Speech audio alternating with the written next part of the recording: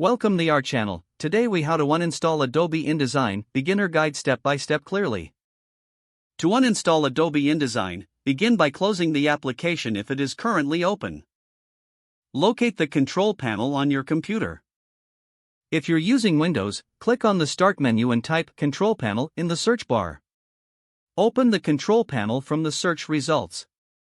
In the control panel, select Programs or Programs and Features. Scroll through the list of installed programs to find Adobe InDesign. Once you've located it, click on Adobe InDesign to highlight it. Look for the option that says Uninstall and click on it. A confirmation window may appear asking if you are sure you want to uninstall the program. If prompted, click Yes to proceed with the uninstallation. The uninstallation process will begin, which may take a few moments.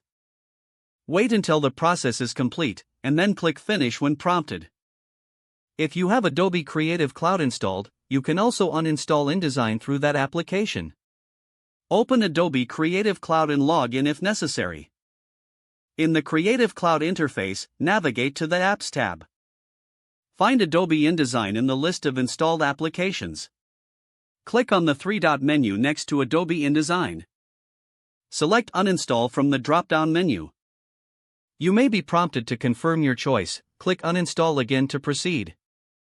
Wait for Creative Cloud to complete the uninstallation process. After you see the confirmation that InDesign has been uninstalled, close the Creative Cloud application. To ensure a clean removal, check your computer for any leftover Adobe InDesign files. You can find these in the Program Files folder on your C drive. If you find any remaining folders related to Adobe InDesign, you can delete them manually. Once you've completed these steps, Adobe InDesign will be fully uninstalled from your system. If the page does not load, refresh the browser or try again in a private or incognito window. Make sure you are using the correct email address, then retype it carefully to avoid small typos.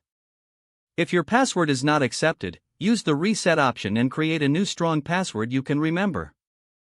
Check your spam folder for verification or security emails, then complete any requested confirmation steps.